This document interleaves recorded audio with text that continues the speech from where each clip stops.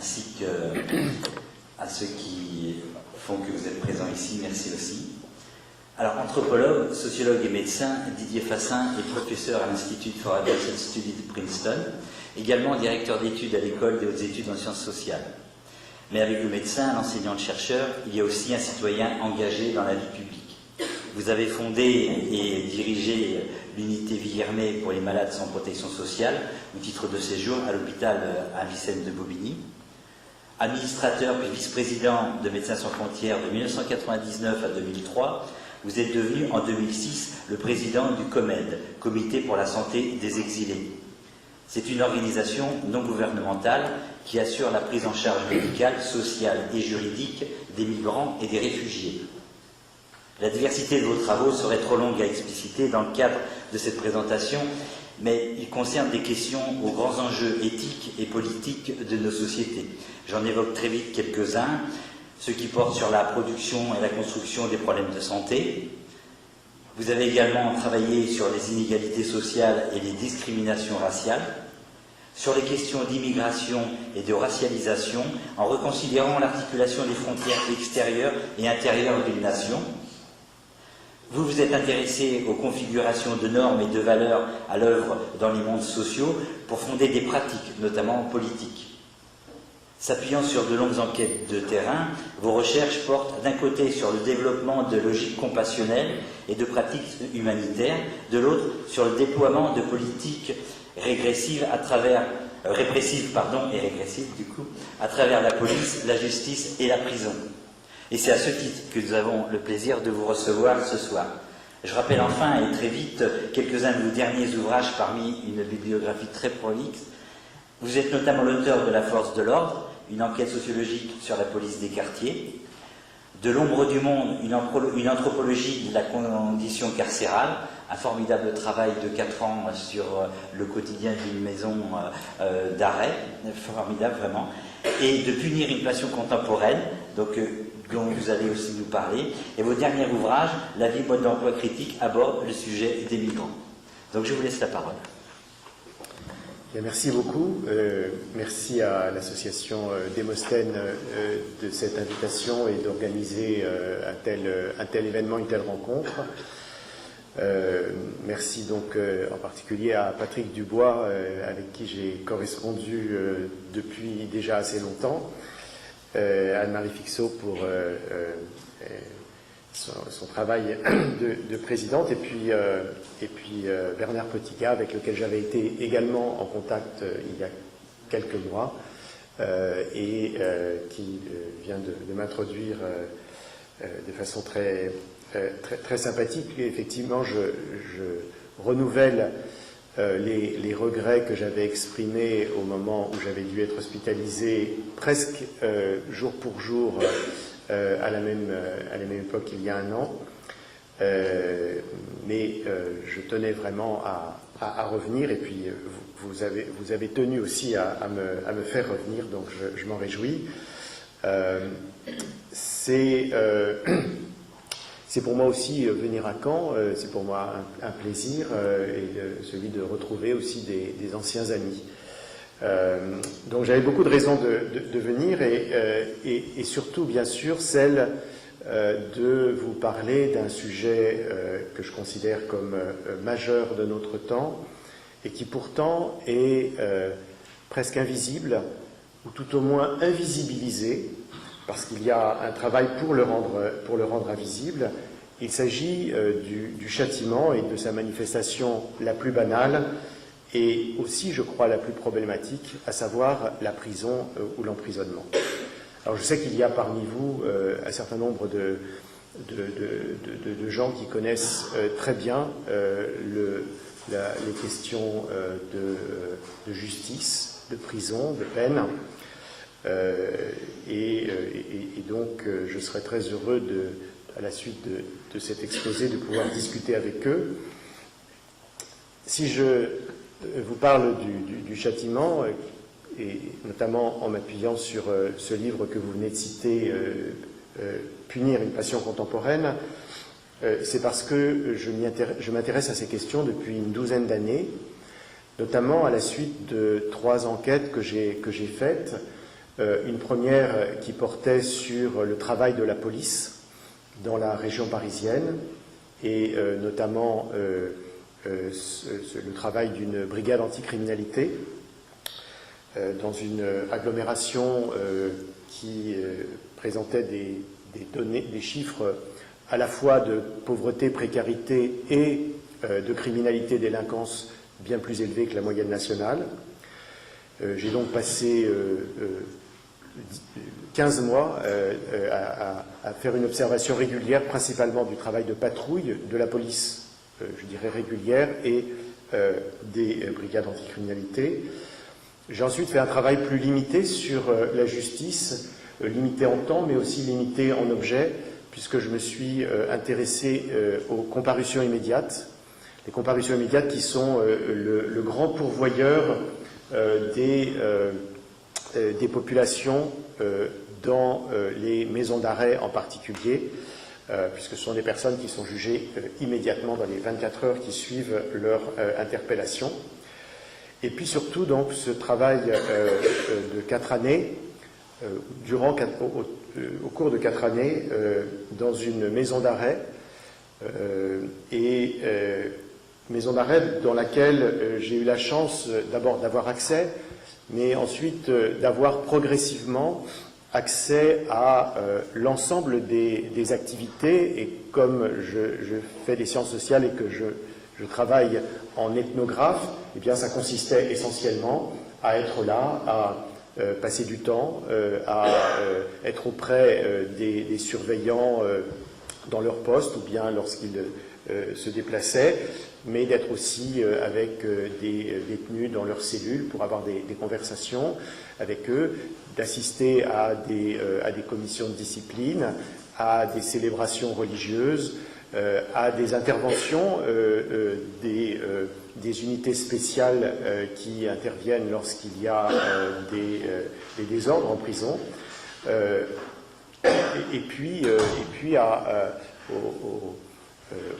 aux activités autour de l'aménagement des peines. Donc j'ai eu cette chance de pouvoir essayer d'entendre les points de vue et d'observer tout simplement le quotidien d'une maison d'arrêt. Alors j'ai parlé de châtiment et je préfère ce terme au mot peine, qui bien sûr s'imposerait et semble plus naturel. On parle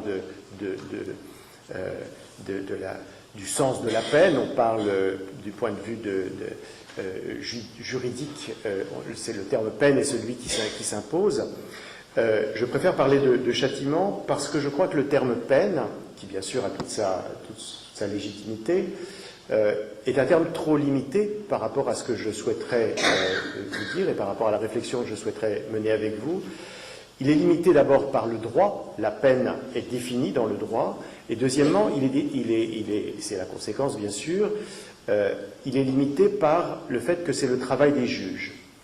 Et donc je voudrais ouvrir cette question du châtiment, de la punition pourrait-on dire, et je le ferai principalement à travers les institutions publiques qui interviennent dans le cadre du châtiment. Bien sûr, on peut penser que le châtiment, il a sa place aussi dans l'univers privé, hein, le châtiment des parents par rapport à leurs enfants, par exemple.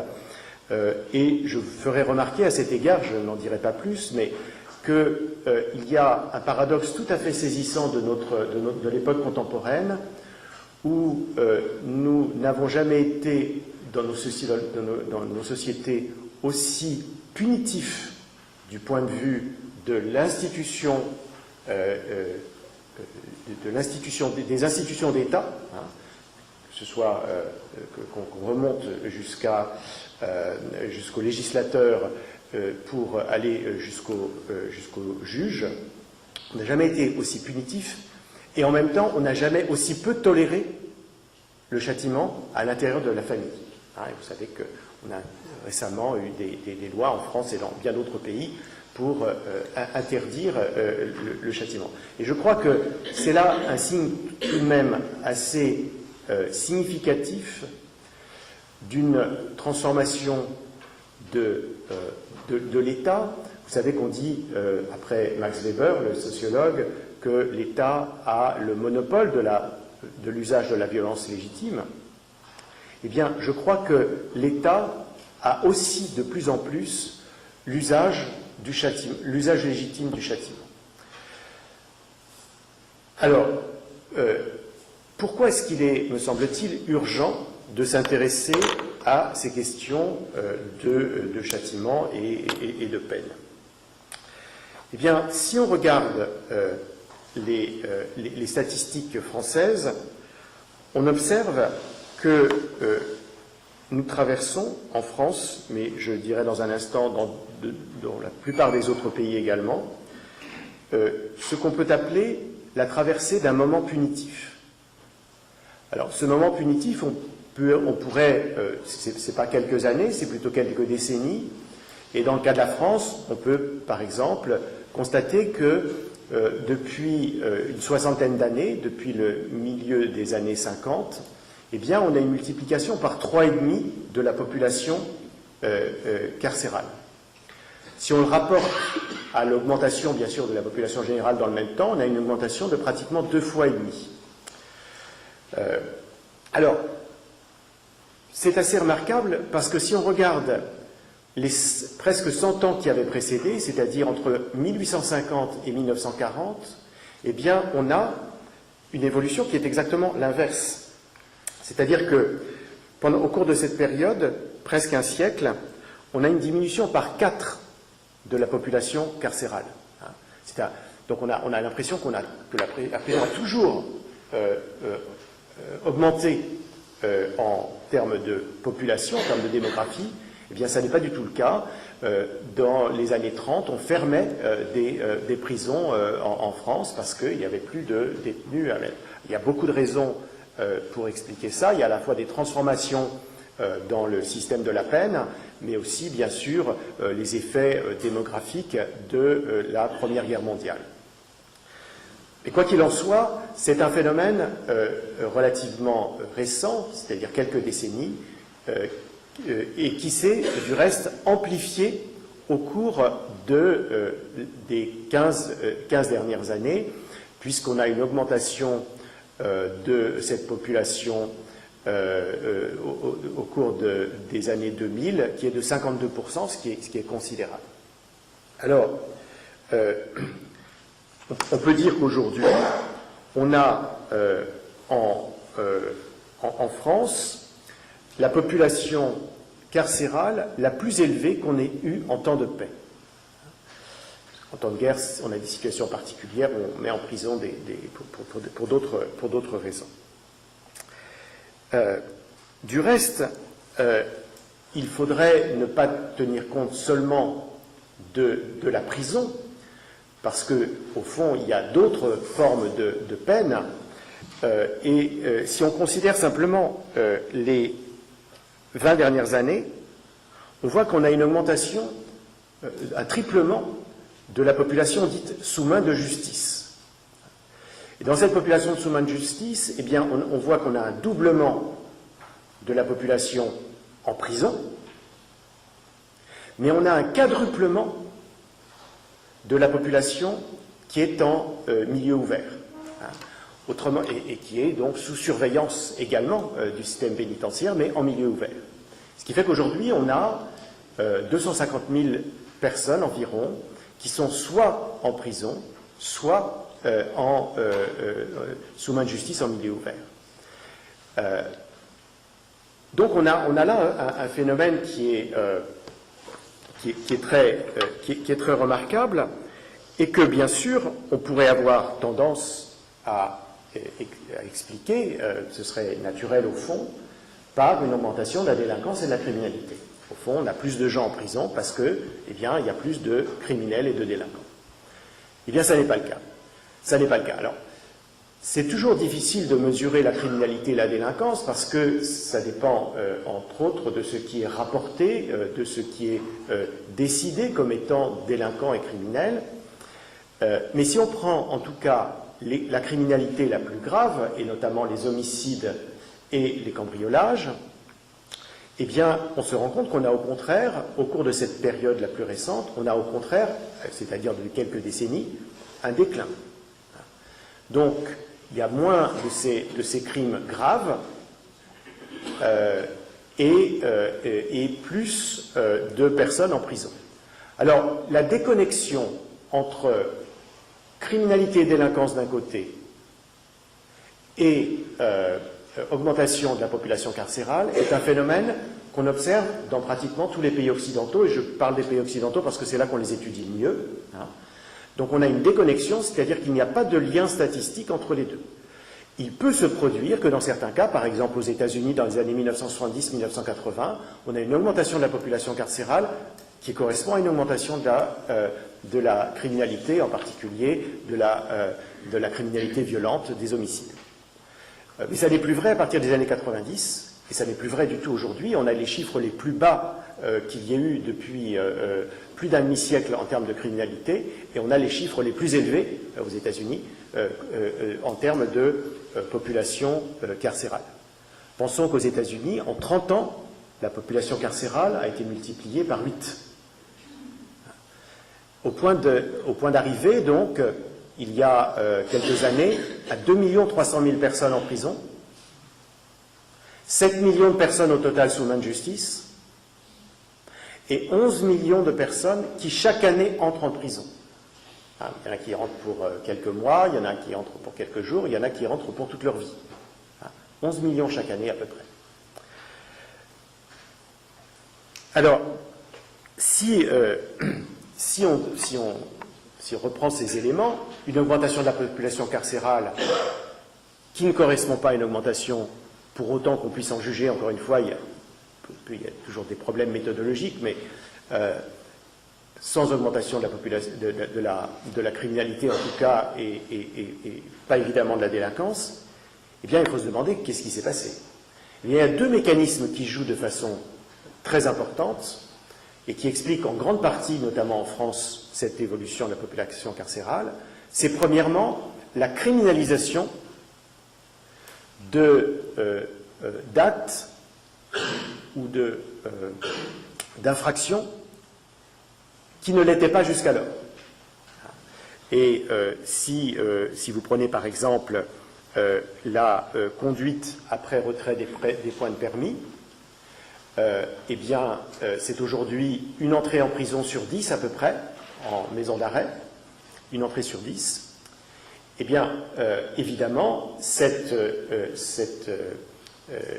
infraction n'existait pas lorsqu'il n'y avait pas de permis à points, lorsqu'il n'y avait pas cette inflation de radars sur le territoire, et lorsque la perte des points, parce qu'il y a les trois phénomènes qui jouent, un troisième phénomène, c'est la criminalisation, c'est-à-dire la possibilité de mettre en prison des gens parce qu'ils ont perdu les points sur leur permis.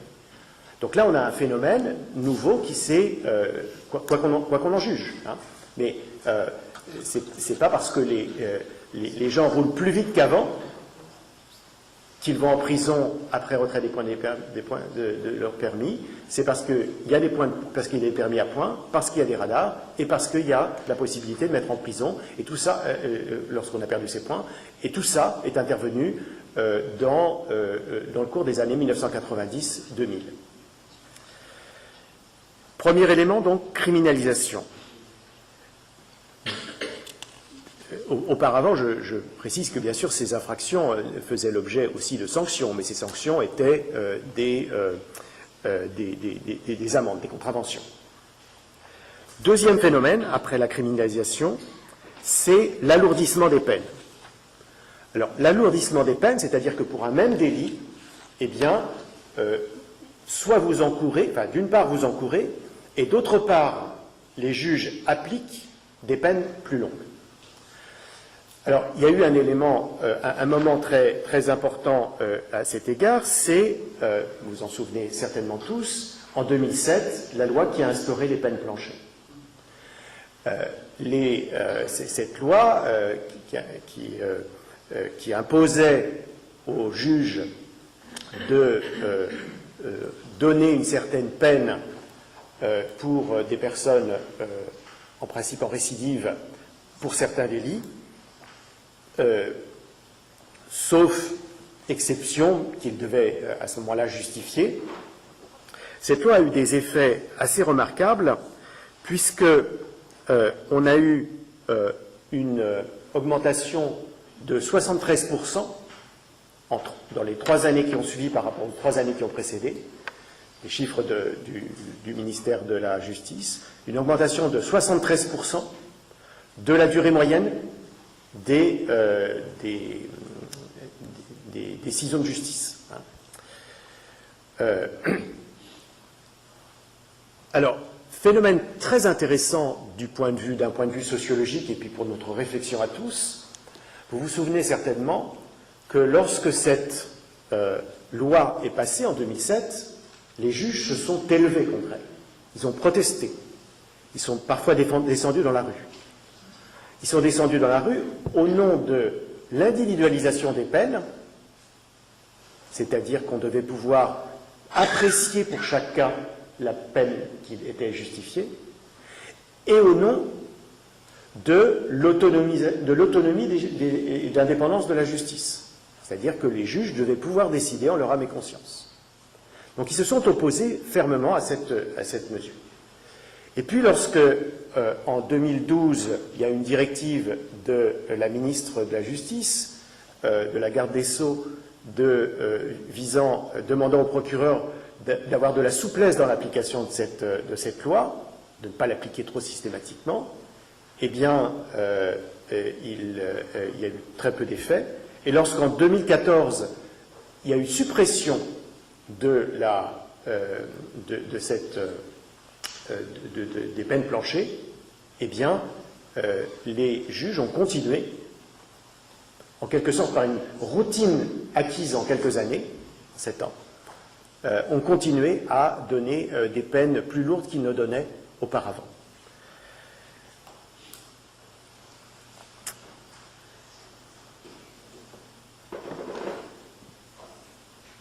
Donc, on a là 2 mécanismes qui permettent de comprendre comment ça fonctionne, comment on met plus de gens en prison et pour plus longtemps. Mais la question, c'est pourquoi ? Pourquoi est-ce que la société ou le législateur ou les juges se sont sentis dans cette obligation de punir plus sévèrement ? C'est évidemment des phénomènes complexes qu'on ne peut pas résumer en quelques mots, mais on peut tout de même souligner une double dimension. La première dimension est culturelle, la deuxième dimension est politique. Et les deux se combinent. Sur le plan culturel, on peut constater qu'il y a une diminution dans notre société, comme dans bien d'autres, de la tolérance à des infractions de plus en plus minimes. C'est-à-dire des choses qui auparavant ne relevaient pas ne paraissaient acceptables, eh bien, le sont devenus de moins en moins, et donc ont été de plus en plus pénalisés. Donc, premier phénomène de nature, pourrait-on dire, culturelle.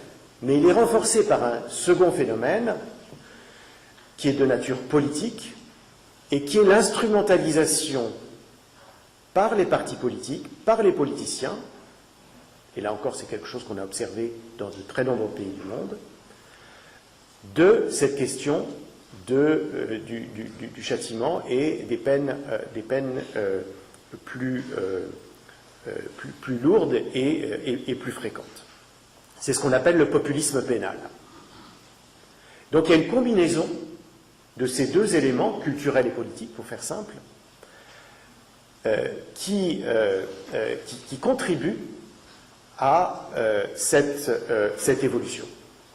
Mais, et je le dirai dans quelques instants, mais qui contribuent de façon ciblée. C'est-à-dire qu'on verra que ça n'est pas à l'ensemble de la population, ça n'est pas à l'ensemble des délits, ça n'est pas à l'ensemble des crimes que cette aggravation de la sanction va s'appliquer.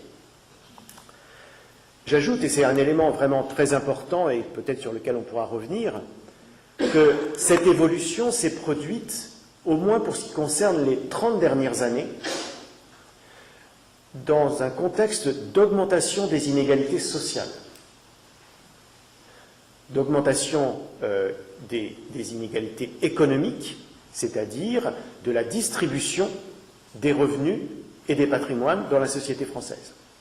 Vous avez certainement entendu parler du travail de Thomas Piketty, Capital au XXIe siècle. Eh bien, c'est un des éléments qu'il démontre dans ce livre. Et évidemment, sans être trop mécanique, on ne peut pas ne pas voir un lien entre les deux, c'est-à-dire le moment où un État social se retire avec des inégalités sociales qui s'accroissent, un État social, ce qu'on a appelé l'État-providence autrefois, donc qui se retire progressivement, pas complètement heureusement en France, mais qui est contesté dans tous les pays, et qui est remplacé, ou en tout cas qui est concomitant, au moins, d'une augmentation ou d'un durcissement de l'état pénal. Alors, je viens de mentionner essentiellement le cas français, mais simplement pour vous donner une petite idée du caractère non exclusif de ce cas. Eh bien, c'est un phénomène global au cours simplement des années 1990, c'est-à-dire au cours d'une décennie. La population carcérale a été multipliée par 3 en République tchèque, par 2 en Italie et aux Pays-Bas, a été augmentée de 50% au Portugal, en Grèce, en Angleterre, en Pologne, a augmenté d'un tiers environ en Espagne, en Allemagne, en Belgique, en Hongrie.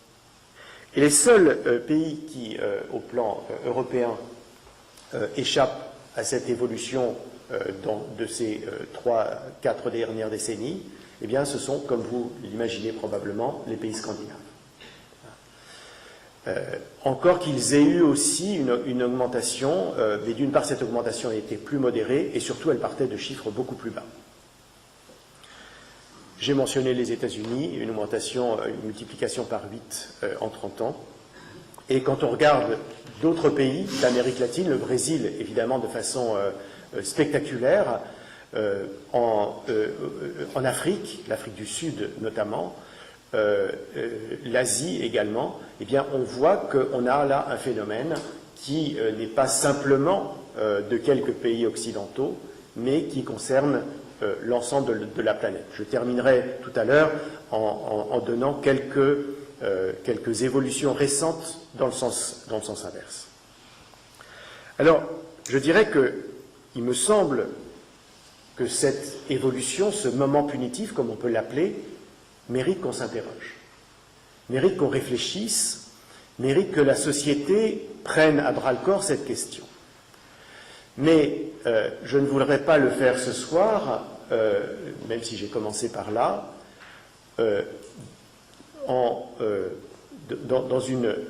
par une réflexion qui serait en quelque sorte précipitée, qui ne prendrait que cette évolution récente. Ce que je voudrais plus fondamentalement essayer de réfléchir avec vous ce soir, c'est de poser 3 questions qui sont des questions à valeur très générale, qui sont: qu'est-ce que punir? Pourquoi punit-on? Et qui punit-on? Autrement dit, ces 3 questions, qui sont les 3 questions fondamentales autour du châtiment, ce sont celles de la définition, des justifications et de la distribution sociale du châtiment. Commençons donc par la première. Qu'est-ce que punir?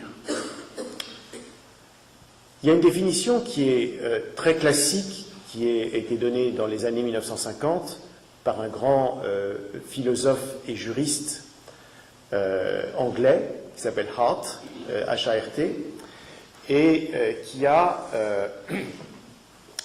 son prénom c'est H-L-A, H-L-A Hart, et qui a donné cette définition qui a été reprise depuis lors par pratiquement tous les juristes et les philosophes qui travaillent sur la peine et le châtiment.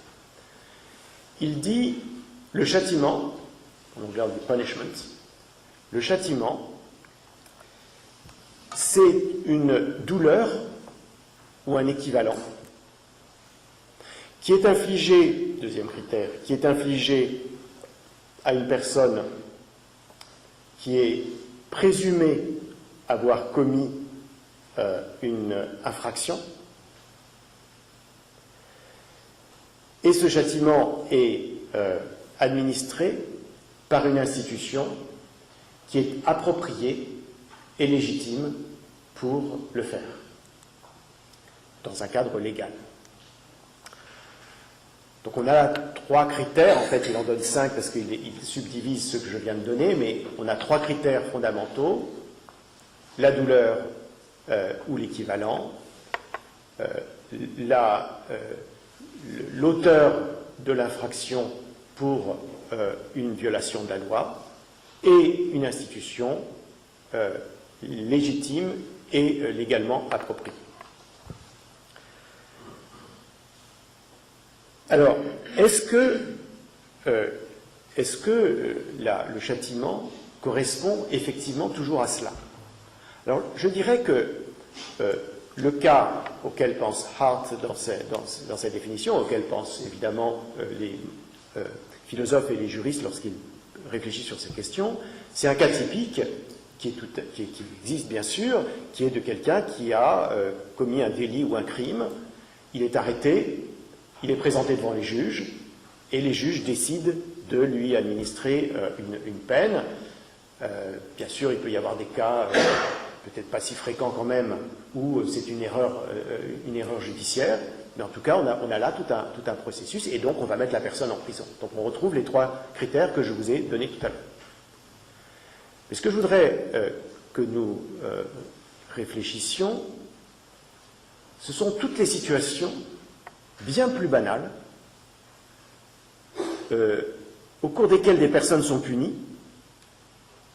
sans que ces critères ne soient réunis, c'est-à-dire en particulier sans qu'elles ne soient de toute évidence coupables de quoi que ce soit,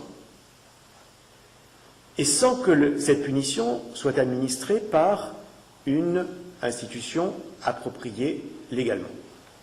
Je vais vous donner un bref extrait. Je vais vous lire un bref extrait pour le montrer. C'est bien sûr du travail que j'ai conduit, celui-ci avec la police. Une fin d'après-midi, un résident d'une petite cité de la banlieue parisienne appelle la police pour signaler la présence d'un quad dans le parc voisin. Une patrouille est dépêchée sur place et à leur arrivée, les agents tentent d'intercepter le véhicule. En essayant de leur échapper, le conducteur tombe sans toutefois se blesser. Alors que les policiers qui l'ont rejoint s'apprêtent à le maîtriser, il se voit entouré de plusieurs jeunes qui protestent agressivement contre l'arrestation de leur ami. Se sentant en danger, ils battent en retraite et appellent des renforts.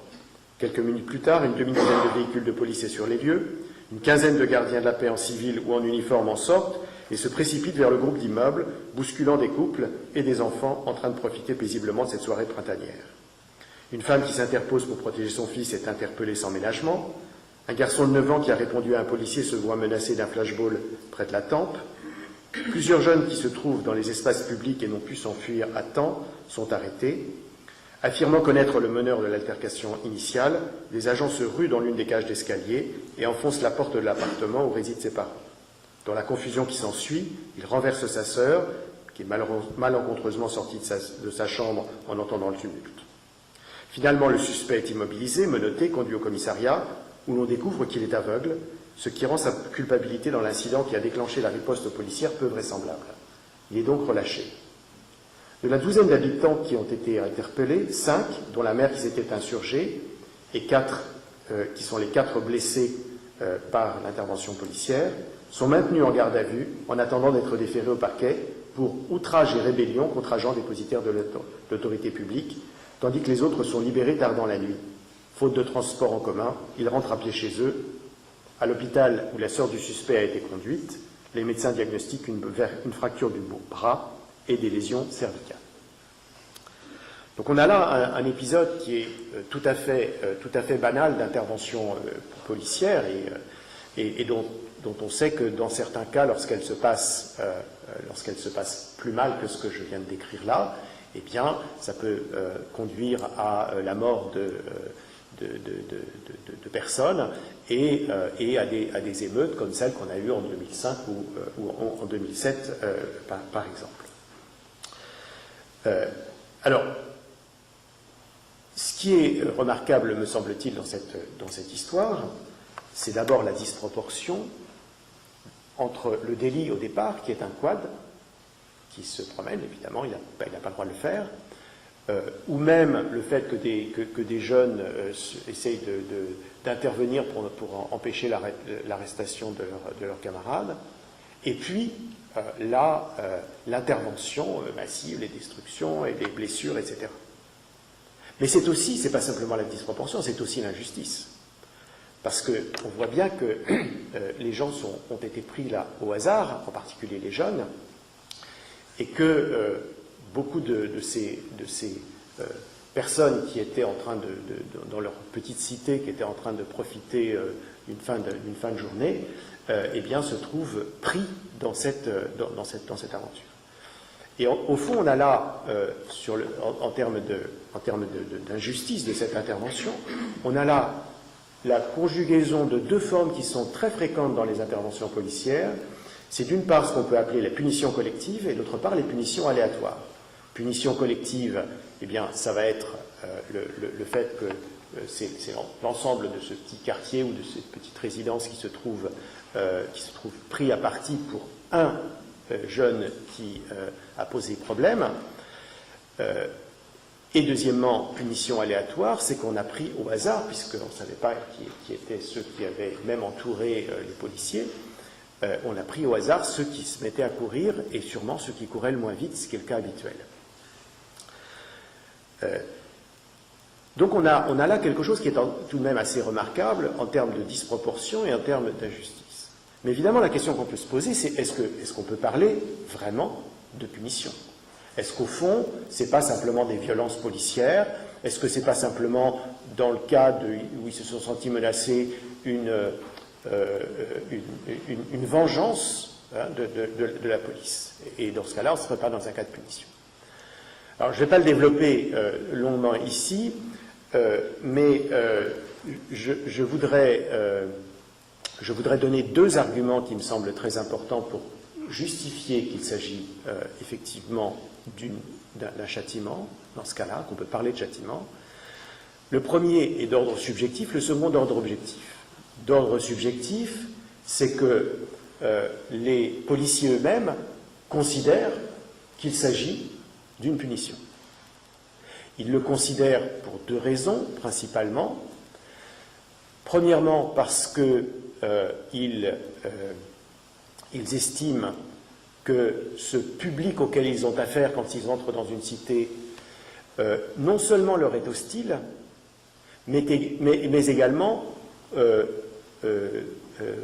est un public dans lequel on trouve de nombreux délinquants, et quand les gens ne sont pas délinquants, ils sont complices de ces délinquants parce qu'ils ne les dénoncent pas. Donc il y a une espèce d'amalgame de ces gens qui sont a priori coupables. Et si c'est pas, comme dans la fable de La Fontaine, si ce n'est toi, c'est donc ton frère, ou l'un des tiens, si c'est pas lui, c'est un autre, mais de toute façon, il y a 6 mois, il a dû faire la même chose et pas se faire prendre, etc. Donc il y a cette idée que ces gens-là sont coupables.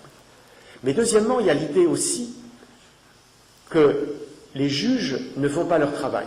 Il y a cette phrase que vous avez certainement entendue, qui est on arrête des gens un jour et le lendemain on les revoit dans la rue, les juges les ont laissés partir. Et donc il y a là quelque chose qui fait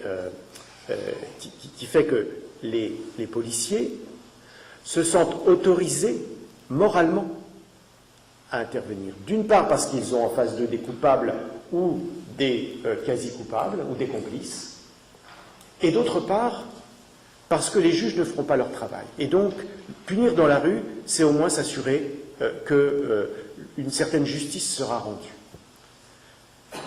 Deuxième élément, j'ai dit le subjectif et l'objectif. Deuxième élément, l'objectif, ça n'est pas simplement des policiers individuellement qui sont impliqués, c'est leur institution.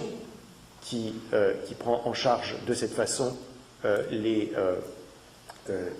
ces populations. D'une part en les stigmatisant, on se rappelle les discours sur la racaille par exemple, mais d'autre part en donnant aussi aux policiers les instruments. Outrage et rébellion, c'est une infraction qui a explosé depuis les années 1980 et qui a explosé notamment parce que le ministère de l'Intérieur a incité les policiers à faire comme ils disent, faire des outrages et rébellions, et leur paye les avocats, leur demande de solliciter des indemnités, hein, et c'est donc une machine qui s'est mise en route, et qui est une machine totalement disons, inique, puisque, comme le savent tous les policiers à qui j'en ai parlé, et les commissaires également, ce sont toujours les policiers les plus violents qui font le plus d'outrage et rébellion. Autrement dit, outrage et rébellion n'est pas un signe de l'agressivité du public, il est un signe de l'agressivité des policiers. Et ça, vous en parlez à n'importe quel commissaire, il le sait. Il le sait tellement bien qu'il va avoir une surveillance particulière vis-à-vis de cette population. Toujours est-il que, malgré tout, eh bien, ces outrages et rébellions explosent. Et vous avez constaté que dans l'histoire que je vous ai racontée, les 4, en dehors de la dame, les 4 jeunes hommes qui ont été arrêtés sont les 4 qui ont été blessés. Autrement dit, il s'agit d'anticiper une action en justice, ou une plainte, disons, de ces jeunes pour violence policière par la violence des jeunes eux-mêmes, et donc cet outrage et rébellion. Donc je crois on peut toujours bien sûr discuter, mais il est quand même légitime de parler ici d'une forme de châtiment, et pas simplement d'une violence aveugle comme ça. Et donc, si on prend ça comme un châtiment, enfin comme une possibilité de châtiment, eh bien on voit que on constate que le châtiment extrajudiciaire est devenu une pratique, et a toujours été, mais disons, c'est probablement développé comme une pratique extrêmement importante.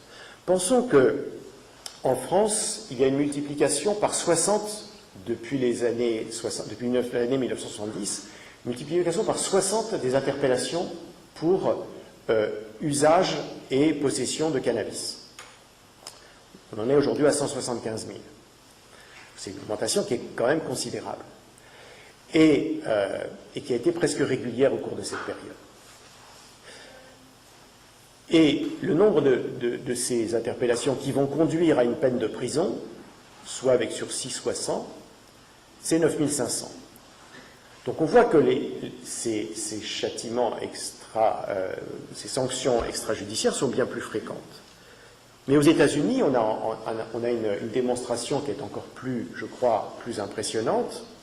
Si on considère que chaque année, de l'ordre de 1300 personnes sont tuées par la police, dans le cadre d'intervention policière.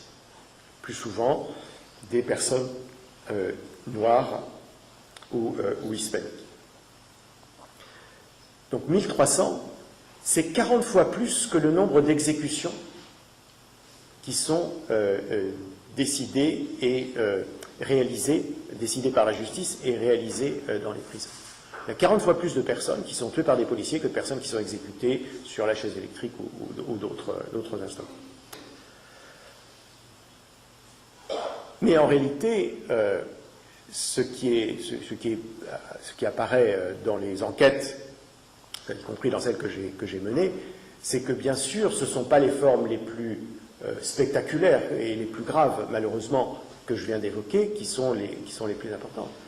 Le châtiment, pour beaucoup, il est presque quotidien. C'est le harcèlement par la police. Ce sont les insultes, ce sont les humiliations de pose de menottes non nécessaires, voire non légales, devant la famille et les voisins. Ce sont c'est l'humiliation et le désordre causé par la nuit en garde à vue, même si le lendemain on est relâché vis-à-vis de sa famille, vis-à-vis de son travail, vis-à-vis de ses camarades de lycée ou d'université. Donc si on retourne à la définition que je vous ai donnée tout à l'heure, avec ces 3 critères principaux, on voit qu'il n'est pas nécessaire de punir des coupables, il n'est pas nécessaire de faire appel à des institutions légalement appropriées, mais qu'il reste un critère tout de même qui persiste, c'est celui de la douleur. Et donc la question devient pourquoi la souffrance est-elle la chose qui est imposée en réponse à une infraction, un délit, un crime. Et c'est une question qui est posée de façon assez remarquable dans la généalogie de la morale par Nietzsche, qui dit, mais au fond, qu'est-ce qui fait qu'à un moment donné, on s'est mis à faire une équivalence entre commettre un délit ou un crime, violer la loi, et une quantité de souffrance. Et c'est une question qui est très, très intéressante parce que si on fait la généalogie, ce qu'il ne fait que très partiellement, mais que j'ai essayé de faire, la généalogie de cette dimension de souffrance, eh bien, on peut voir sur 3 éléments qu'on peut appeler philologiques, ethnologiques et historiques, on peut voir qu'il n'en a pas toujours été ainsi. Sur le plan philologique, c'est-à-dire du langage, eh bien, le mot peine et punir, ces mots viennent en grec de poiné et en latin de poena.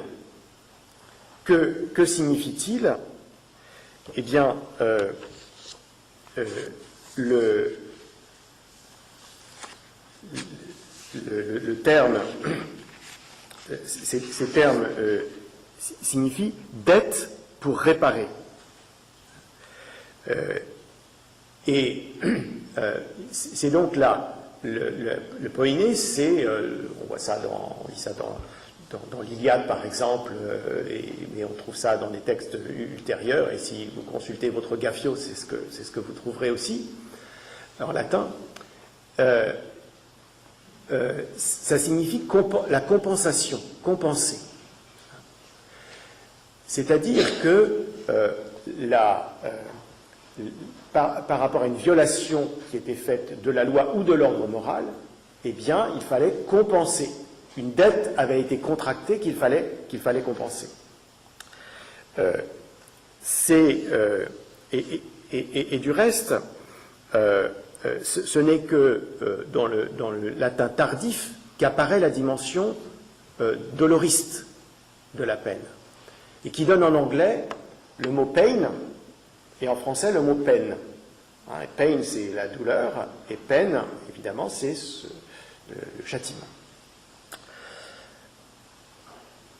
Sur le plan ethnographique, il y a des études qui ont été faites sur des sociétés précoloniales, et qui montrent assez nombreuses études, qui montrent que dans les sociétés très diverses, par exemple en Papouasie-Nouvelle-Guinée, mais dans d'autres sociétés également, les populations, ces groupes précoloniaux, géraient les questions d'infraction, de violation à la loi, sur le mode de la compensation. C'est-à-dire que quelqu'un avait volé, ou quelqu'un avait tué, eh bien il fallait compenser, la famille devait compenser vis-à-vis de l'autre famille, ou le clan vis-à-vis de l'autre clan.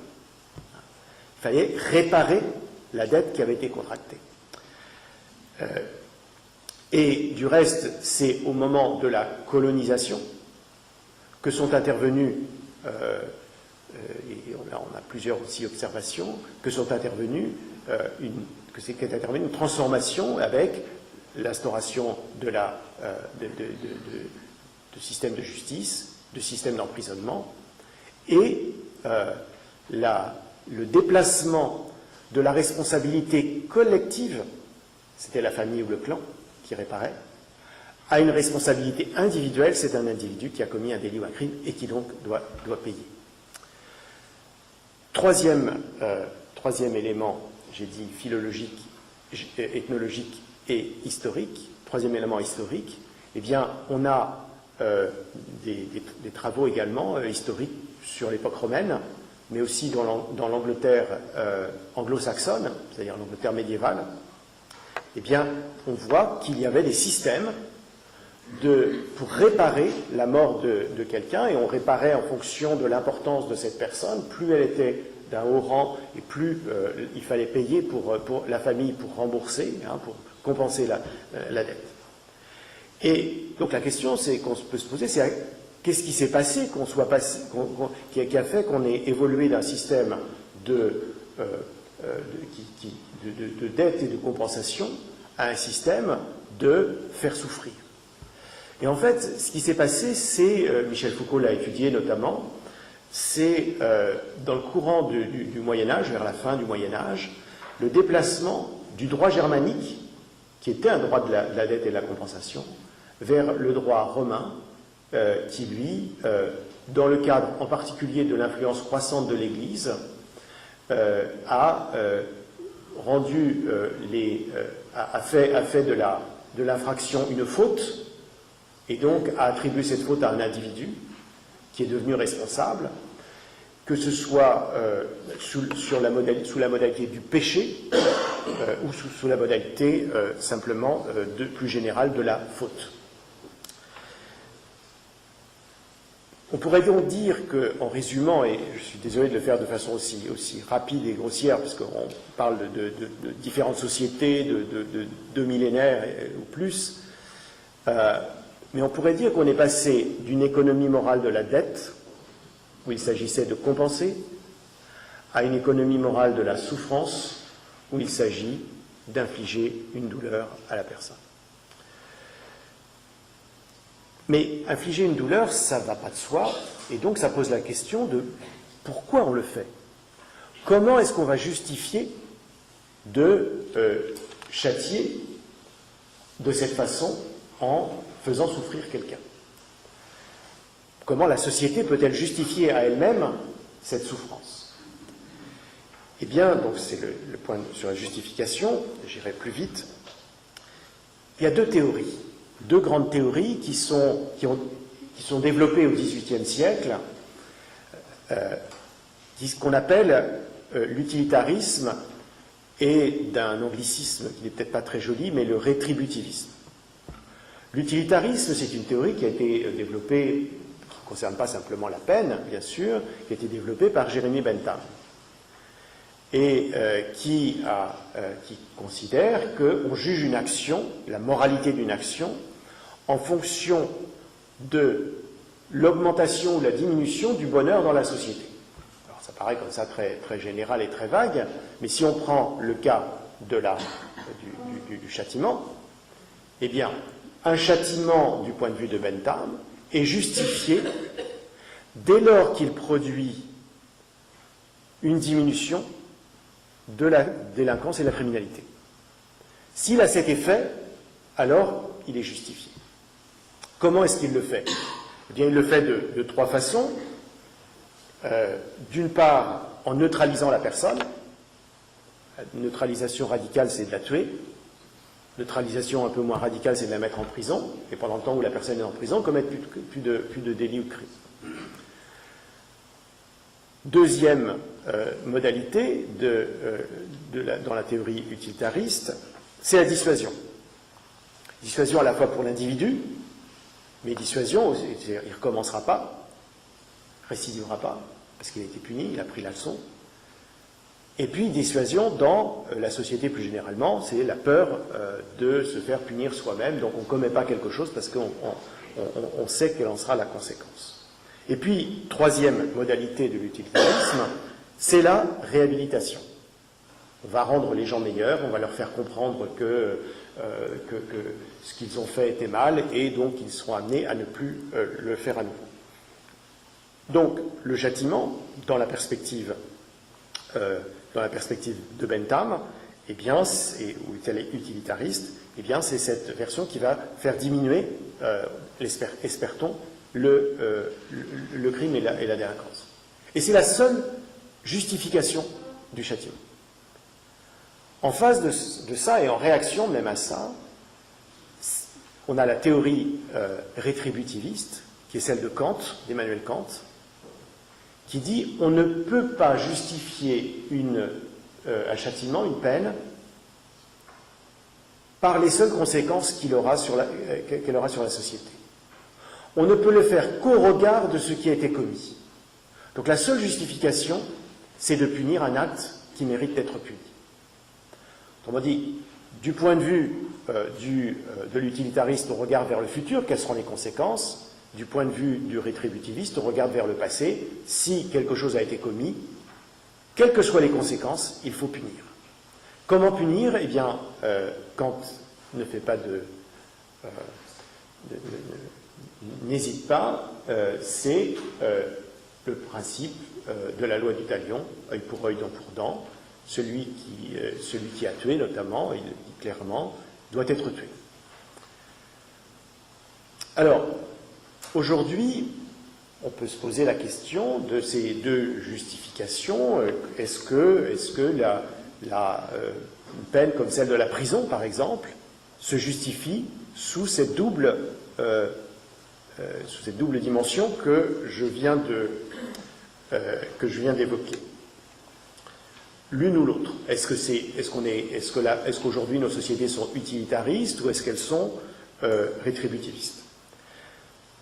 D'un point de vue utilitariste, il faut reconnaître qu'on a quand même peu d'arguments en faveur de la prison, et notamment pour ce qui est des courtes peines. Pour les courtes peines, évidemment, la neutralisation est très modeste, puisque c'est quelqu'un qui ressort au bout de 6 mois, on l'a neutralisé pendant 6 mois, c'est pas extraordinaire. Du point de vue de la dissuasion, on sait que les récidives, en particulier pour les courtes peines, moins de 12 ans, les récidives sont plus fréquentes que lorsque des peines alternatives sont administrées. Et troisièmement, du point de vue de la réhabilitation, eh bien, tous ceux qui connaissent un peu le monde de la prison savent qu'il n'y a actuellement quasiment aucune possibilité, aucun travail de réhabilitation qui est fait en prison, principalement pour des raisons de ressources, mais aussi pour des raisons parfois idéologiques. Donc, dire que plus punir, c'est faire que la société ira mieux, c'est loin d'être une évidence, puisqu'on a même une augmentation des récidives. Et il y a des cas intéressants qui ont été étudiés, c'est aux États-Unis, puisqu'ils ont des politiques différentes selon les États, et puis on a pu faire aussi des comparaisons entre les États-Unis et le Canada. Et je ne mentionne que celle-là, mais les autres vont dans le même sens.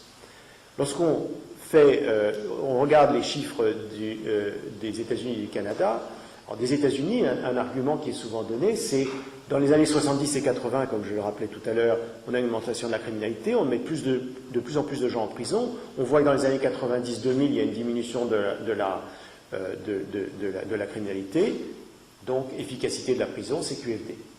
Sauf que, au Canada, on a une politique totalement différente. Ils diminuent le nombre de policiers de 10% à peu près, et ils diminuent leur population carcérale dans cette période. Or, on a également une diminution à peu près équivalente de la criminalité.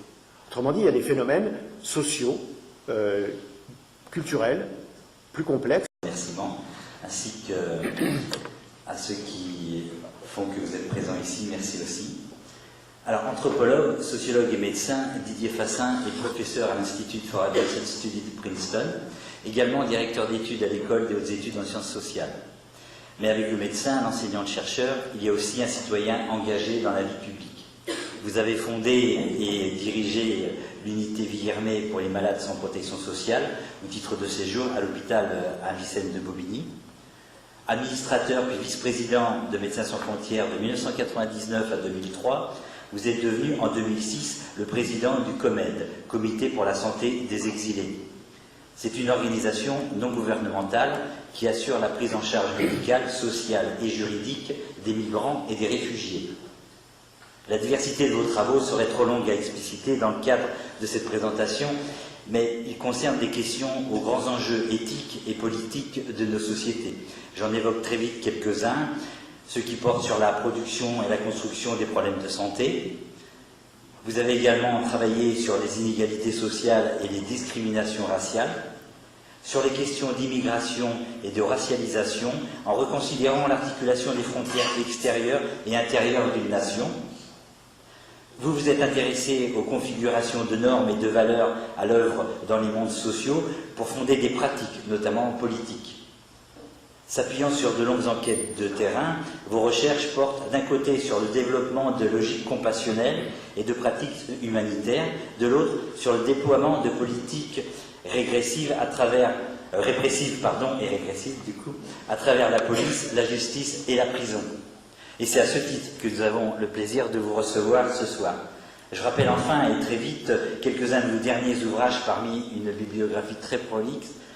Vous êtes notamment l'auteur de La force de l'ordre, une enquête sociologique sur la police des quartiers, De l'ombre du monde, une anthropologie de la condition carcérale, un formidable travail de 4 ans sur le quotidien d'une maison d'arrêt, formidable vraiment, et De punir une passion contemporaine, donc, dont vous allez aussi nous parler, et votre dernier ouvrage, La vie mode d'emploi critique, aborde le sujet des migrants. Donc je vous laisse la parole. Merci beaucoup. Merci à l'association Démosthène de cette invitation et d'organiser un tel événement, une telle rencontre. Merci donc en particulier à Patrick Dubois, avec qui j'ai correspondu depuis déjà assez longtemps, Anne-Marie Fixot pour son travail de présidente, et puis Bernard Potica, avec lequel j'avais été également en contact il y a quelques mois, et qui vient de m'introduire de façon très sympathique. Effectivement, je renouvelle les regrets que j'avais exprimés au moment où j'avais dû être hospitalisé presque jour pour jour à la même époque il y a 1 an. Mais je tenais vraiment à revenir, et puis vous avez tenu aussi à me faire revenir, donc je m'en réjouis. C'est pour moi aussi venir à Caen, c'est pour moi un plaisir, et celui de retrouver aussi des anciens amis. Donc j'avais beaucoup de raisons de venir, et surtout, bien sûr, celle de vous parler d'un sujet que je considère comme majeur de notre temps, et qui pourtant est presque invisible, ou tout au moins invisibilisé, parce qu'il y a un travail pour le rendre invisible. Il s'agit du châtiment et de sa manifestation la plus banale, et aussi, je crois, la plus problématique, à savoir la prison ou l'emprisonnement. Alors je sais qu'il y a parmi vous un certain nombre de gens qui connaissent très bien les questions de justice, de prison, de peine, et donc je serais très heureux à la suite de cet exposé de pouvoir discuter avec eux.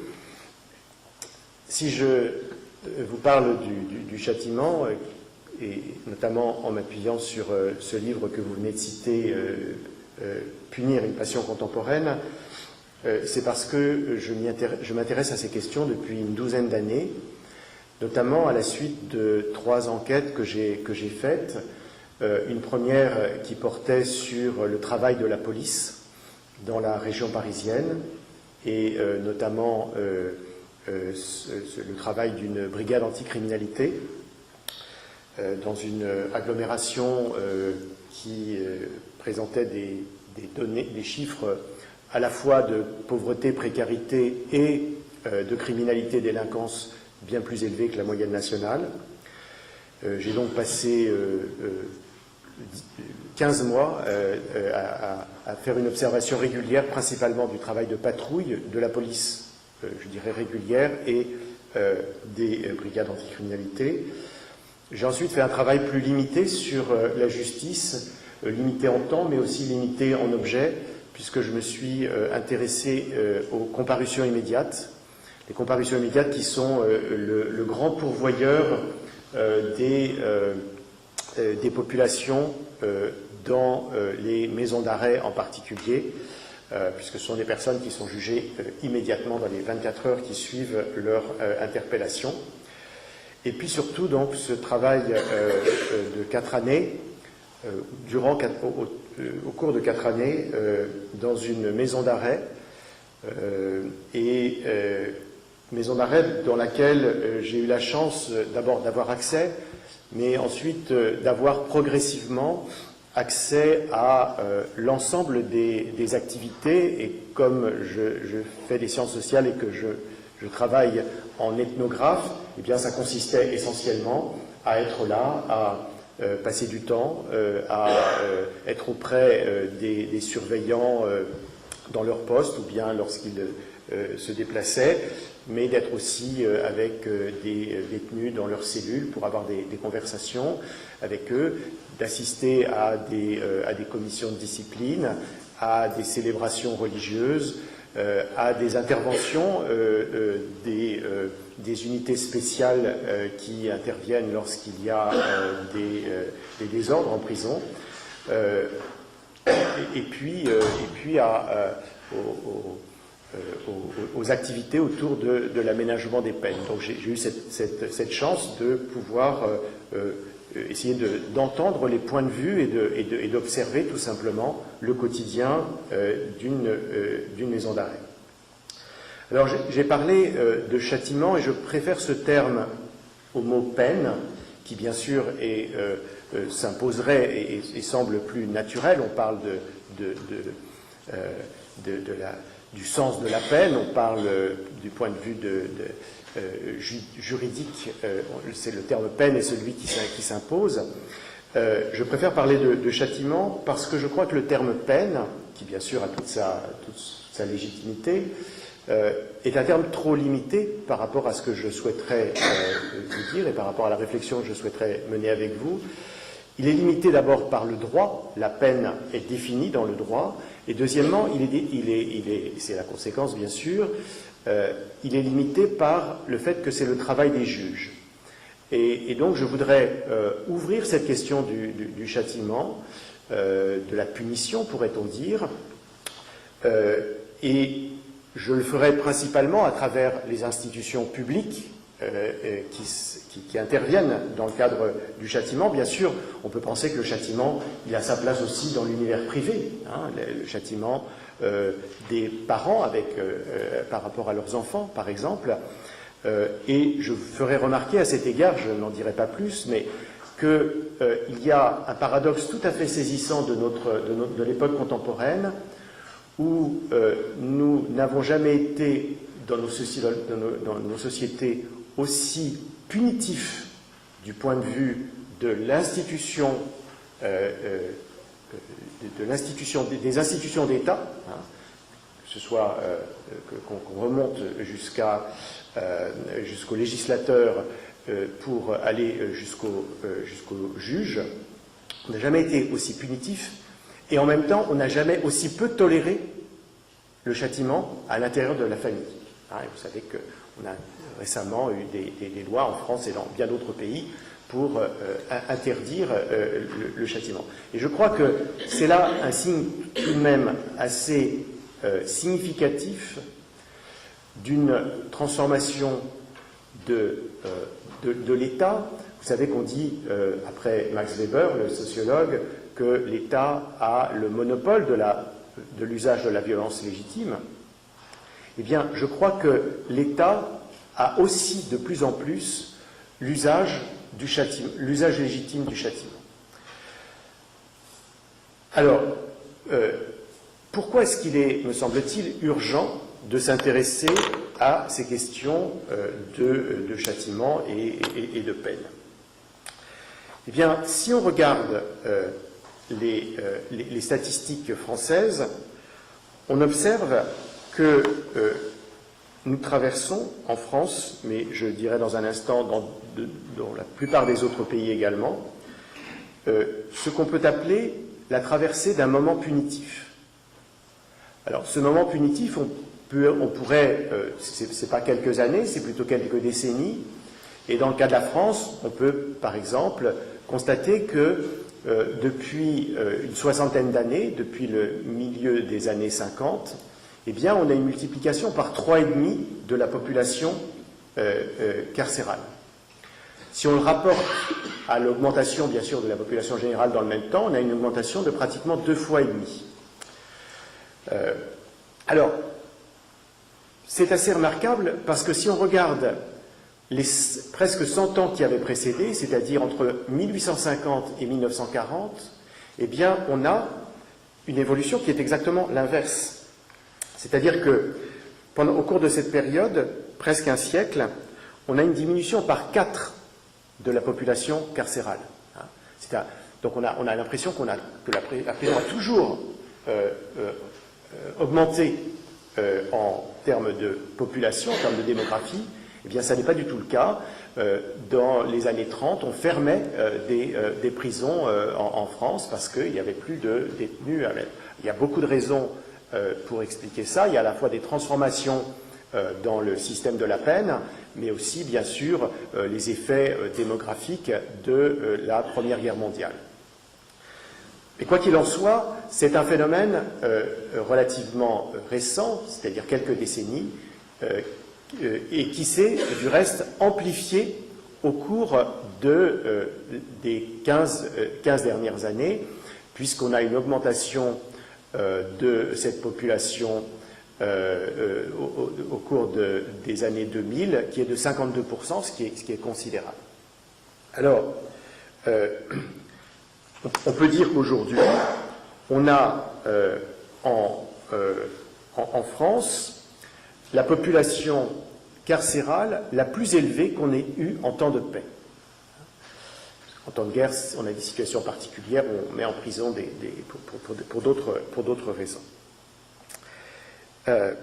Du reste, il faudrait ne pas tenir compte seulement de la prison, parce qu'au fond, il y a d'autres formes de peine, et si on considère simplement les 20 dernières années, on voit qu'on a une augmentation, un triplement de la population dite sous main de justice. Et dans cette population sous main de justice, eh bien, on voit qu'on a un doublement de la population en prison, mais on a un quadruplement de la population qui est en milieu ouvert, autrement, et qui est donc sous surveillance également du système pénitentiaire, mais en milieu ouvert. Ce qui fait qu'aujourd'hui, on a 250 000 personnes environ qui sont soit en prison, soit sous main de justice en milieu ouvert. Donc on a là un phénomène qui est très remarquable et que, bien sûr, on pourrait avoir tendance à expliquer, ce serait naturel au fond, par une augmentation de la délinquance et de la criminalité. Au fond, on a plus de gens en prison parce que, eh bien, il y a plus de criminels et de délinquants. Eh bien, ça n'est pas le cas. Ça n'est pas le cas. Alors, c'est toujours difficile de mesurer la criminalité et la délinquance parce que ça dépend, entre autres, de ce qui est rapporté, de ce qui est décidé comme étant délinquant et criminel. Mais si on prend, en tout cas, la criminalité la plus grave, et notamment les homicides et les cambriolages, eh bien, on se rend compte qu'on a au contraire, au cours de cette période la plus récente, on a au contraire, c'est-à-dire de quelques décennies, un déclin. Donc, il y a moins de ces crimes graves et plus de personnes en prison. Alors, la déconnexion entre criminalité et délinquance d'un côté et augmentation de la population carcérale est un phénomène qu'on observe dans pratiquement tous les pays occidentaux, et je parle des pays occidentaux parce que c'est là qu'on les étudie le mieux. Donc on a une déconnexion, c'est-à-dire qu'il n'y a pas de lien statistique entre les deux. il peut se produire que dans certains cas, par exemple aux États-Unis dans les années 1970-1980, on a une augmentation de la population carcérale qui correspond à une augmentation de la criminalité, en particulier de la criminalité violente, des homicides. Mais ça n'est plus vrai à partir des années 90, et ça n'est plus vrai du tout aujourd'hui. On a les chiffres les plus bas qu'il y ait eu depuis plus d'un demi-siècle en termes de criminalité, et on a les chiffres les plus élevés aux États-Unis en termes de population carcérale. Pensons qu'aux États-Unis, en 30 ans, la population carcérale a été multipliée par 8. Au point d'arriver, donc, il y a quelques années, à 2 300 000 personnes en prison, 7 millions de personnes au total sous main de justice, et 11 millions de personnes qui, chaque année, entrent en prison. Il y en a qui rentrent pour quelques mois, il y en a qui entrent pour quelques jours, il y en a qui rentrent pour toute leur vie. 11 millions chaque année, à peu près. Alors, si on reprend ces éléments, une augmentation de la population carcérale qui ne correspond pas à une augmentation, pour autant qu'on puisse en juger, encore une fois, il y a toujours des problèmes méthodologiques, mais sans augmentation de la population, de la criminalité en tout cas, et pas évidemment de la délinquance, eh bien il faut se demander qu'est-ce qui s'est passé. Il y a deux mécanismes qui jouent de façon très importante et qui expliquent en grande partie, notamment en France, cette évolution de la population carcérale. C'est premièrement la criminalisation d'actes ou d'infractions qui ne l'étaient pas jusqu'alors. Et si vous prenez par exemple la conduite après retrait des points de permis, eh bien, c'est aujourd'hui une entrée en prison sur 10 à peu près, en maison d'arrêt, une entrée sur 10. Eh bien, évidemment, cette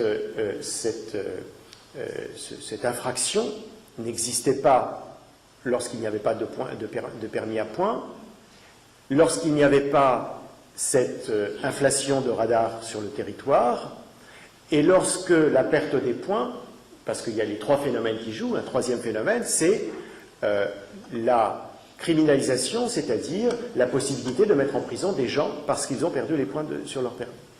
Donc là, on a un phénomène nouveau qui s'est, quoi qu'on en juge, hein, mais c'est pas parce que les gens roulent plus vite qu'avant qu'ils vont en prison après retrait des points de leur permis, c'est parce qu'il y a des points, parce qu'il y a des permis à points, parce qu'il y a des radars, et parce qu'il y a la possibilité de mettre en prison, et tout ça, lorsqu'on a perdu ses points, et tout ça est intervenu dans le cours des années 1990-2000.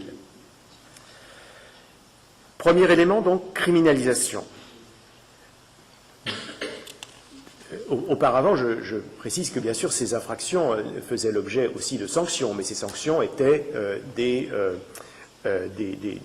amendes, des contraventions. Deuxième phénomène, après la criminalisation, c'est l'alourdissement des peines. Alors, l'alourdissement des peines, c'est-à-dire que pour un même délit, eh bien, soit vous encourez, enfin, d'une part vous encourez, et d'autre part, les juges appliquent des peines plus longues. Alors, il y a eu un élément, un moment très, très important à cet égard, c'est, vous vous en souvenez certainement tous, en 2007, la loi qui a instauré les peines planchers. Cette loi qui imposait aux juges de donner une certaine peine pour des personnes, en principe en récidive, pour certains délits, sauf exception qu'il devait à ce moment-là justifier. Cette loi a eu des effets assez remarquables puisque on a eu une augmentation de 73% dans les 3 années qui ont suivi par rapport aux 3 années qui ont précédé, les chiffres du ministère de la Justice, une augmentation de 73% de la durée moyenne des décisions de justice. Alors, phénomène très intéressant d'un point de vue sociologique et puis pour notre réflexion à tous. Vous vous souvenez certainement que lorsque cette loi est passée en 2007, les juges se sont élevés contre elle. Ils ont protesté. Ils sont parfois descendus dans la rue. Ils sont descendus dans la rue au nom de l'individualisation des peines, c'est-à-dire qu'on devait pouvoir apprécier pour chaque cas la peine qui était justifiée, et au nom de l'autonomie et de l'indépendance de la justice. C'est-à-dire que les juges devaient pouvoir décider en leur âme et conscience. Donc ils se sont opposés fermement à cette mesure. Et puis lorsque, en 2012, il y a une directive de la ministre de la Justice, de la garde des Sceaux, demandant au procureur d'avoir de la souplesse dans l'application de cette loi, de ne pas l'appliquer trop systématiquement, eh bien, il y a eu très peu d'effets. Et lorsqu'en 2014, il y a eu suppression des peines planchées, eh bien, les juges ont continué, en quelque sorte par une routine acquise en quelques années, 7 ans, ont continué à donner des peines plus lourdes qu'ils ne donnaient auparavant.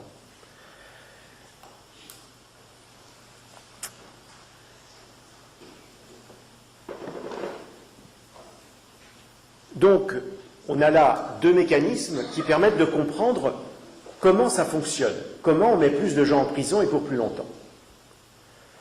Mais la question, c'est pourquoi ?